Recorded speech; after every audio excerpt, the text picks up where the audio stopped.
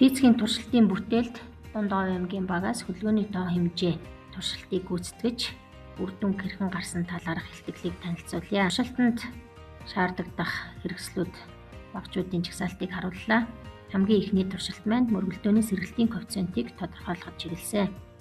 За энэ удаа бид нар тэрэгэнцрүүдийг соронцтой талаар нь мөргөлдүүлж мөргөлдөөний шин чанарыг судалсан.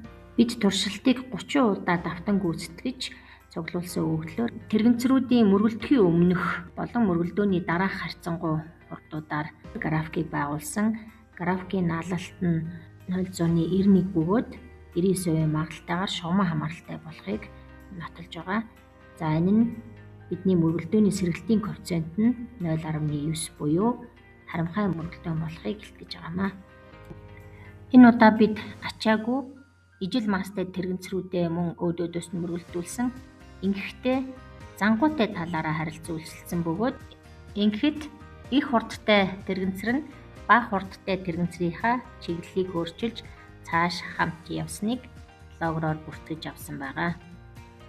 Тэрэгэнцрүүдийн мөргөлдөөний өмнөх болон дараах харьцангуй хурднуудыг харуулсан тооцож график байгуулахад хэвтээ тэнхлэгтэй параллел гарч байгаа бөгөөд өөрөөр хэлбэл энэ үед графикийн налалт пик буюу сэргэлтийн коэффициент нь 0 байгаамаа.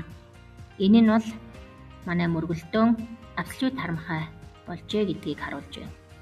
Хоёрдугаар туршилтаар бид системийн массын төвийн хурдыг тодорхойлох замаар хөдөлгөөний тоо хэмжээ хадгалагдах хуулийг шалгахыг зорьсон эхлээд харамхай мөргөлдөөн дээр авч үзье.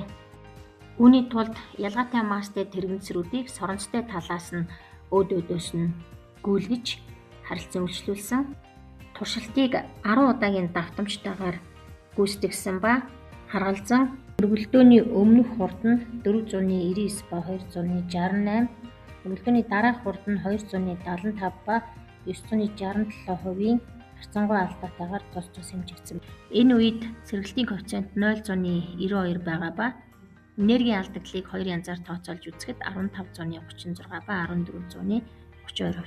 10 дугаар ангийн хөтөлбөрөөр массын төвийн тухай ойлголтыг сурагчид авсан байгаа. Эндээс бид массын төвийн хурдыг тодорхойлох томьёог гаргаж авч болно. Хэмжигдсэн хурдны утгуудаар системийн массын төвийн хурдыг тооцоолж үзэхэд харгалзан 0.47 ба 0.44 гарч байгаа нь системийн хувьд массын төвийн хурд мөргөлдөхийн өмнө болон дараа хадгалагдж байна гэдгийг харж болж байна. За эндээс системийн нийт хөдөлгөөний тоо хэмжээ хадгалагдана гэдгийг баталж болно. Улмаар бид тооцоолж үзэхэд хөдөлгөөний тоо хэмжээ мөргөлдөхийн өмнө 0.36, мөргөлдсөний дараа 0.34 ойролцоо гарч ирж байна. За эдгээр хэмжигдэхүүнүүдийн дам хэмжилтийн алдааг тооцоолсон байдлыг хүснэгтэнд харууллаа. Өмнөхтэй ижлэхэн байдлаар массуудыг ялгаатайгаар авч гэхдээ зангуутай талаар нь харилцан үйлчлүүлж туршилтыг ижил аргаар давтахад массын төвийн хурд болон хөдөлгөөний тоо хэмжээ нь бол мөргөлдөөний өмнө ба дараа яг адилхан хадгалагдж байгаа болохыг нотоллоо. Туршилтын үр дүн алдаа боловсруулалтыг хүснэгтүүдэд үзүүлж байна. Харин харамхай бус мөргөлдөөний энэ тохиолдолд энергийн алдагдлал нь 8464%-тай байлаа. Хөдөлгөөний тоо хэмжээ хадгалагдах хуулийн тухайн тохиолдлууд болох олон жишээнүүдийг авч үзэж болно. Эдгээрээс шинжилж үзье.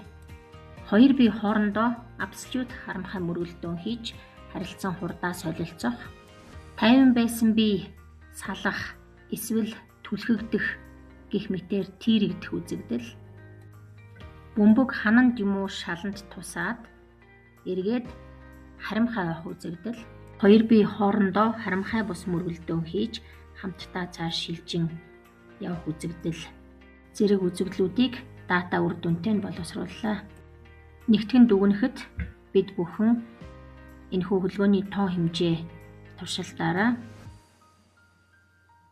нэг хэмжээст хөдөлгөөний хувьд боломжит тохиолдлуудыг шинжилэн судалсан туршилтыг танилцууллаа.